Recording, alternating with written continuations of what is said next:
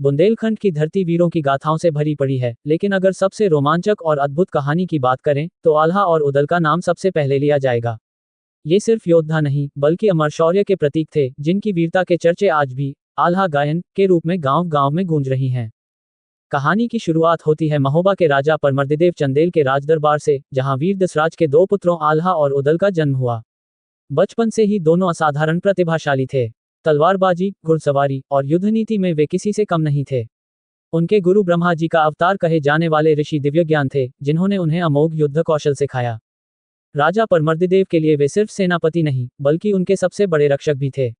लेकिन जब इतिहास ने करवट ली तो उनका जीवन सिर्फ शौर्य की कहानियों से नहीं बल्कि विश्वासघात, प्रतिशोध और वीरता की अमर गाथा से भर गया। समय के साथ महोबा और दिल्ली के महान सम्राट पृथ्वीराज चौहान के बीच टकराव बढ़ने लगा।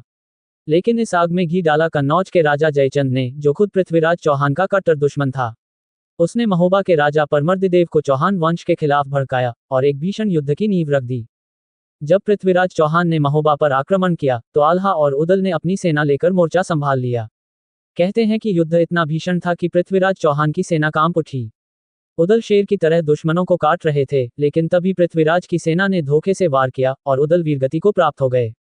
अपने भाई की मौत देखकर आल्हा का क्रोध सातवें आसमान पर पहुंच गया। उन्होंने अपनी तलवार से कई दुश्मनों को मौत की नींद सुला दिया। कहा जाता है कि आल्हा और पृथ्वीराज चौहान के बीच आमने सामने की लड़ाई हुई, जिसमें आल्हा ने चौहान को परास्त कर दिया। लेकिन तभी एक चमत्कार हुआ।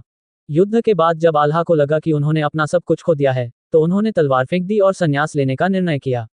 कहा जाता है कि वे किसी सिद्ध योगी से मिले, जिन्होंने उन्हें आत्मज्ञान की राह दिखाई। आज भी बुंदेलखंड और उसके आसपास के इलाकों में एक रहस्य कायम है, आखिर आल्हा कहाँ गए? क्या वे सच में योगी बन गए या किसी और रूप में अब भी जीवित हैं? आल्हा उदल की अमर गाथा। आल्हा और उदल सिर्फ योद्धा नहीं बल्कि बलिदान और वीरता की जीती जागती मिसाल थे। आज भी जब गांवों में आल्हा गायन होता है तो लोग जोश से भर जाते हैं।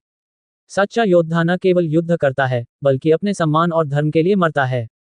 वीरों की गाथाएं कभी मरती नहीं, वे अमर रहती हैं, जैसे आल्हा और उदल की कहानी आज भी लोगों के दिलों में जिंदा है।